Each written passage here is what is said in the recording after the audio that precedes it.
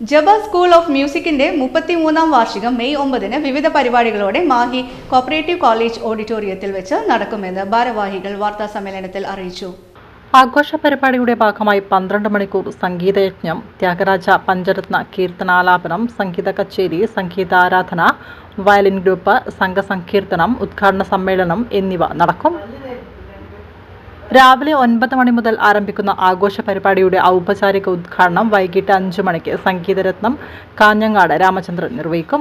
വാർത്താ സമ്മേളനത്തിൽ advocate E Narayanan Nair, Ujayan, Premkumar Vadakara, Rajesh NP, Padmini teacher, Premkumar Kavil, Janeesh KP, Biju Vadakara എന്നിവർ പങ്കെടുത്തു.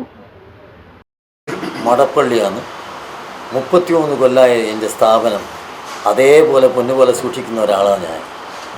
അപ്പം ഹെഡ് ഓഫീസ് മടപ്പള്ളി ആയതുകൊണ്ട് തന്നെയാണ് ഈ പ്രസ് മീറ്റിങ്ങും വടകര വെച്ച് തന്നെ നടത്തണം എന്നുള്ള നമ്മളൊരാഗ്രഹം.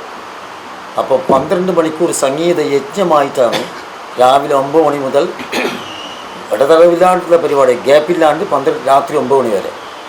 അതിൽ ഭദ്രദീപം തെളിയിച്ചുകൊണ്ട് പഞ്ചരത്ന കീർത്തനാലാപനം, എൻ്റെ സംഗീത കച്ചേരി, എന്നെപ്പോലെ തന്നെ പാടുന്ന നിരവധി ശിഷ്യന്മാരുണ്ട്, അവരെല്ലാം അതിൽ പങ്കാളികളാകുന്നതാണ്. പിന്നെ വാദ്യവൃന്ദ കച്ചേരി, അങ്ങനെ 5 മണിക്കാണ് ഉദ്ഘാടന സമ്മേളനം. അത് കാഞ്ഞങ്ങാട് മാഷ് ഉദ്ഘാടനം ചെയ്യുന്നു. പിന്നെ ചാലക്കര കുരിശു മുഖ്യ പ്രഭാഷണം ചെയ്യുന്നു. ഇപ്പം ജയിച്ച് വന്ന MLA അതിൽ പങ്കാളിയാകുന്നുണ്ട്.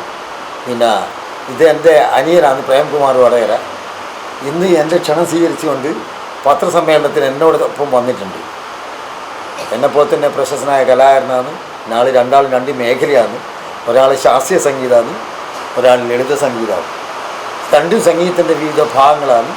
അപ്പം പ്രേംകുമാർ എൻ്റെ ക്ഷണം സ്വീകരിച്ച് ഇവിടെ വന്നതിൽ എനിക്ക് വലിയ സന്തോഷമുണ്ട്.